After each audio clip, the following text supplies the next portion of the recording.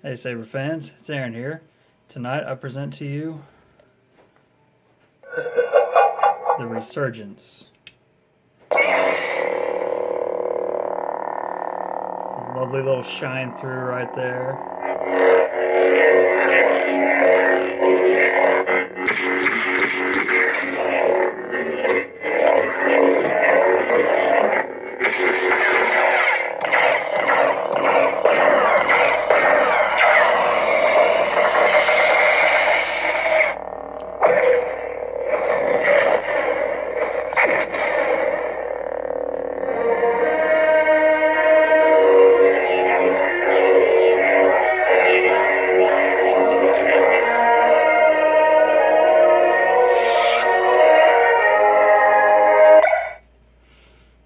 Love this new Smash Bros. Font.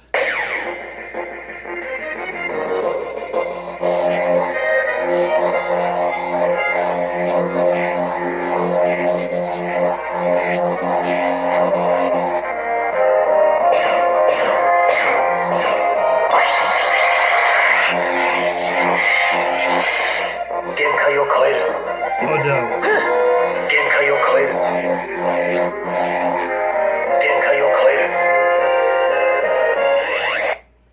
Nothing prepared me to face that enemy.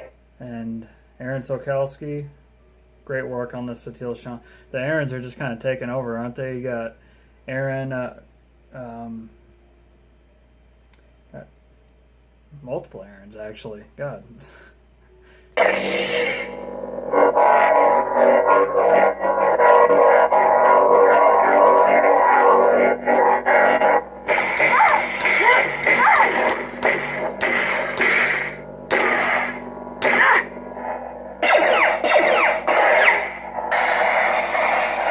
I'm probably going to change this blade to blue just because Satil. Or was hers orange? Amber.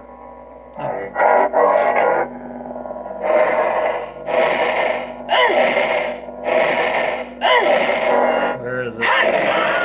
There it is.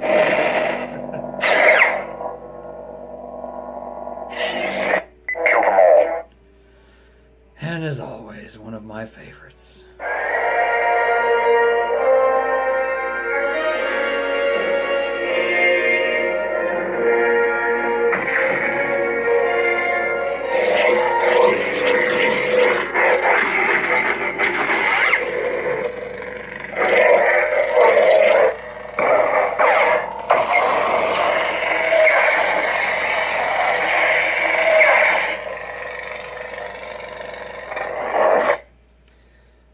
So,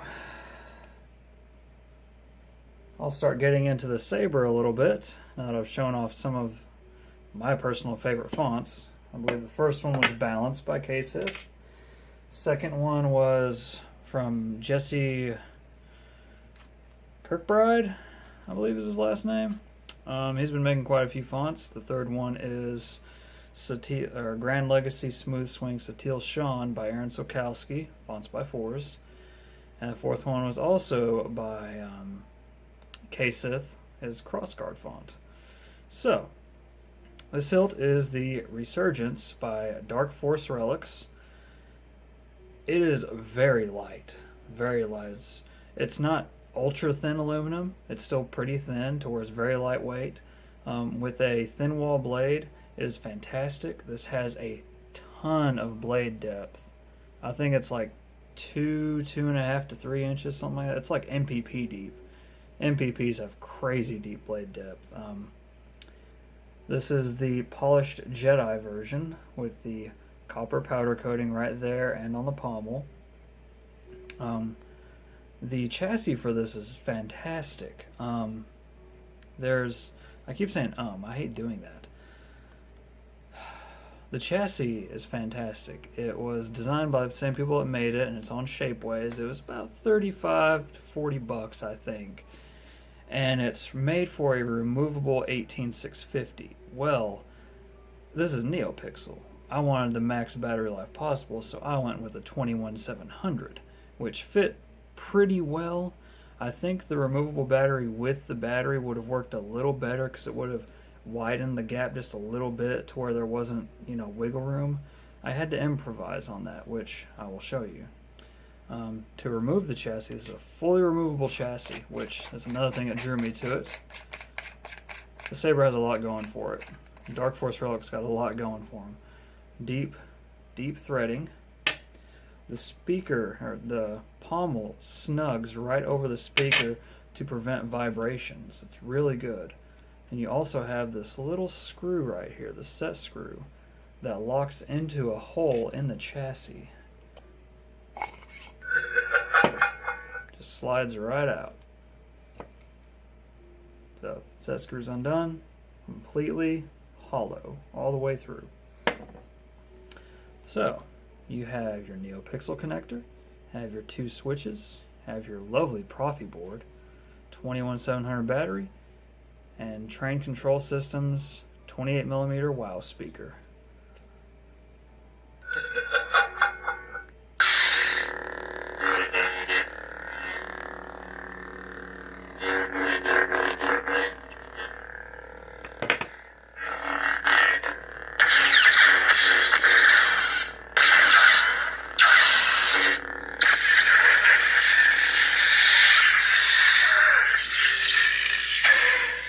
I've always loved the fully removable chassis.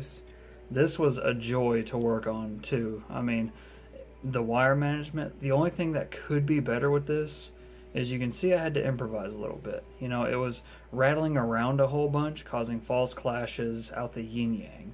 So I had to improvise with electrical tape. I would love, you know, electrical tape around here too, and electrical tape for the battery to hold on to that and the board. I would love to see this design improved upon. You know, I've given it a little bit of thought about designing my own chassis cover that would actually slide over this, create a snug fit, slide over all these internals, including the 21700, and snug up against the speaker. That way I wouldn't have to use electrical tape at all. Maybe some double-sided tape for the board, but that'd be about it. Now I did have to do some modding to this chassis. If you see on their Shapeways page, it doesn't allow for a second switch. Gotta drill that out, no problem. Also, the chassis on Shapeways only allows for a flat speaker, so you have to mod the crap out of the speaker holder in order to get a 28mm bass speaker in there, because a flat is way thin. I think it's like 3mm. Pretty thin.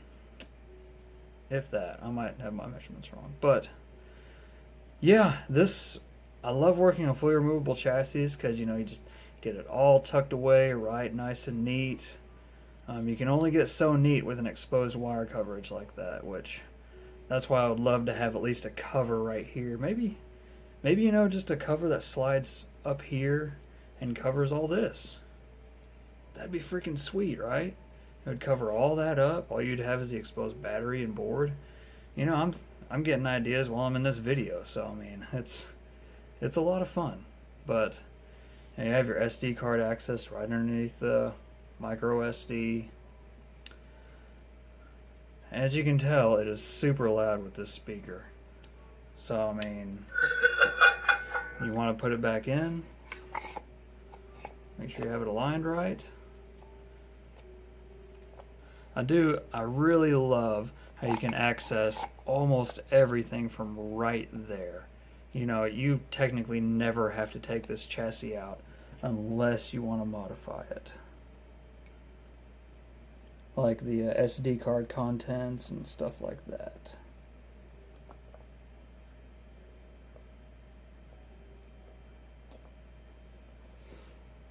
It's kind of hard to get this lined up in the somewhat dark. It's a lot easier with more light, but oh well. I think y'all get the idea.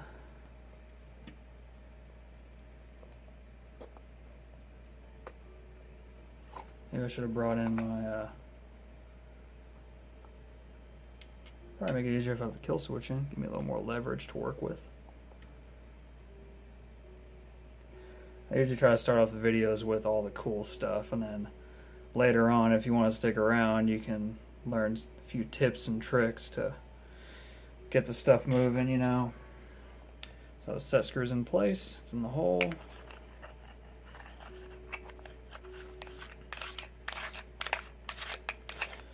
Now, my big gripe with this hilt, I'll tell you in a second. Actually, I have two gripes with it. Okay, first gripe. While I love the design for the switches being right there, there's a lot of sound escaping through that. If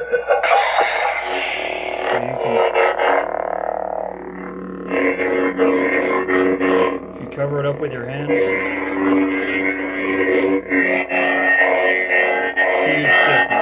huge difference. My other gripe, it may have just been with this may have been a goofy production part, but the blade diameter on this, for any standard 1-inch blade that I have on hand, it would only go in about this far. And I literally had to really hammer down super hard to get it to work. So, I mean, now it's fine. Of course, I fixed it. But before, it was like pulling teeth trying to get the blade in and out, and it was not enjoyable.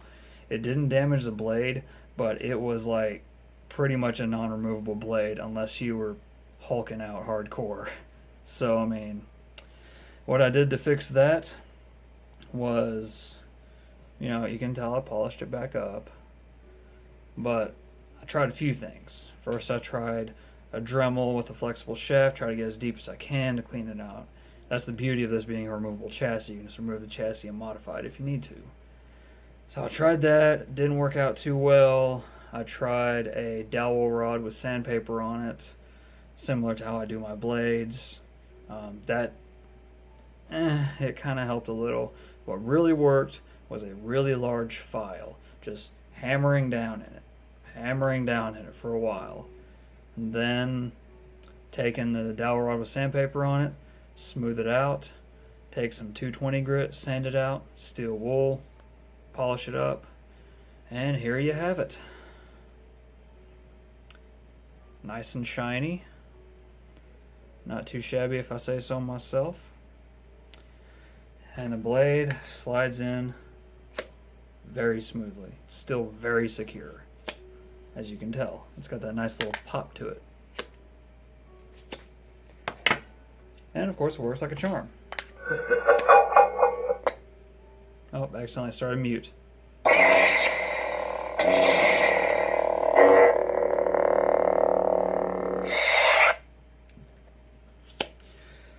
So yeah, that is the Dark Force Resurgence. It was about $140 empty. It's a good hilt. I'll probably be putting it up for sale here soon, because, you know, I find that there's no false clashes with it. I love that. I find a lot of hilts give me false clashes depending on the chassis that's chosen, and this is just, it's nothing. Even on music files, blasters, everything is just perfect. Of course, there's some improvement on the chassis. Of course, that was a bit of a pain, hollowing that out a little bit, but hey, it got done, and I couldn't be happier with it. Well, Saber fans, I hope you enjoyed. I hope this offered a little bit of insight and how sweet this hilt is, this Graflex-inspired Jedi hilt. And till the next time, may the Force be with you always.